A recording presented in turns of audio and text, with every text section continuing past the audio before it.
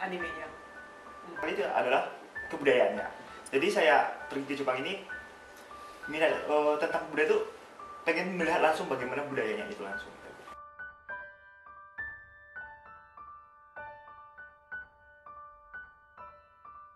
Itu karena waktu gue nonton, gue merasa bahasa gue gak ngerti. Jadi gue masih termotivasi buat ngerti bahasa itu, terus akhirnya gue ngeles deh. Karena saya suka budayanya, jadi saya ingin belajar bahasanya.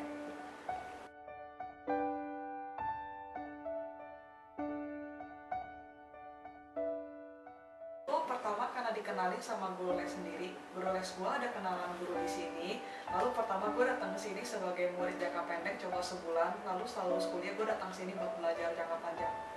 Karena di Osaka itu biaya hidup itu lebih murah kalau dibandingin di Tokyo gitu. Lagian di Osaka juga kota terbesar yang kedua di Jepang.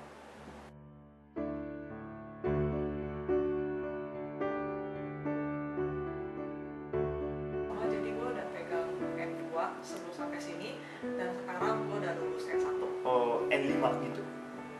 Dan sekarang itu tuh belajarnya udah belajar S1 sama N2.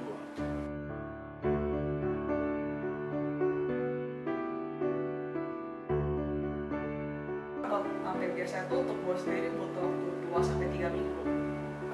2 mingguan kita tuh udah bisa mengikuti bagaimana kerjaan di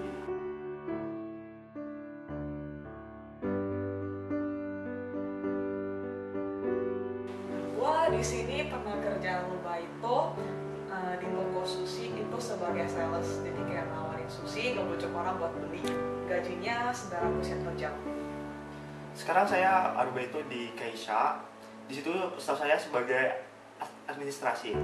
Jadi apapun yang berhubungan dengan file-file yang ada di Indonesia, saya bekerja sama dengan ada juga salah satu karyawan yang staff Indonesia di situ. Jadi saya bekerja sama dengan dia.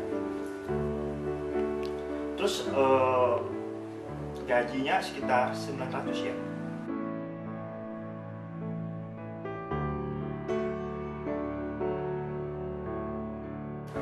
Biasanya gue tiap hari review sedikit sih, kira-kira setengah jam sampai 1 jam. Sisanya itu gue banyak baca dalam bahasa Jepang, banyak dengar dalam bahasa Jepang, entah mau dalam bentuk apa terserah, yang penting membiasakan diri sama bahasanya. Karena sekarang udah itu arbeito di perusahaan, jadi biasanya saya tuh belajar sama orang Jepang itu sendiri.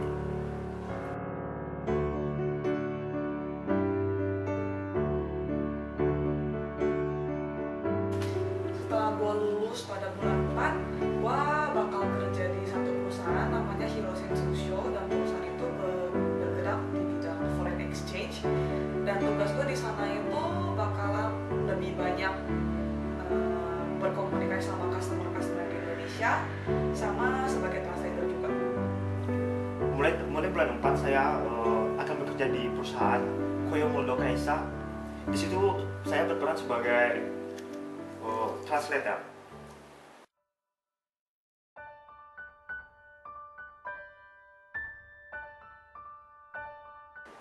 Gue pertama kali tahu perusahaan ini karena kebetulan ada satu senpai dari sekolah yang udah lulus dan kerja di sana.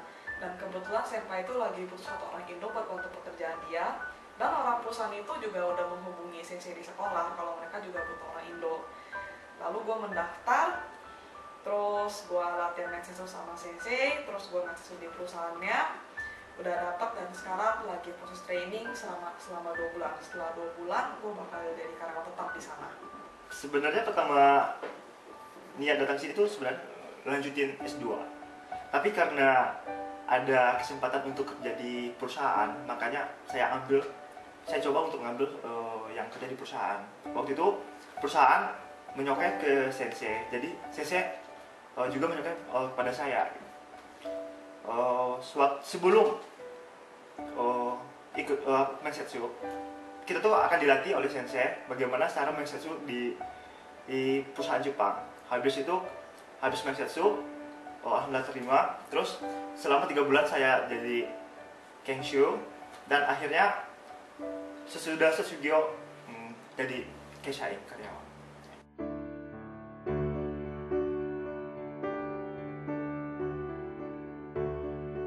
Gue gue sekarang mikirnya untuk sementara kerja di perusahaan yang tempat gue sekarang, karena perusahaan gue itu ntar bakal bikin cabang di Indo, jadi kemungkinan besar gue akan pulang ke Indo kerja di perusahaan yang sama. Ya sorenya sih masih tetap pengen kerja di perusahaan ini, terus hubungan dengan perusahaan paman itu berjalan lancar.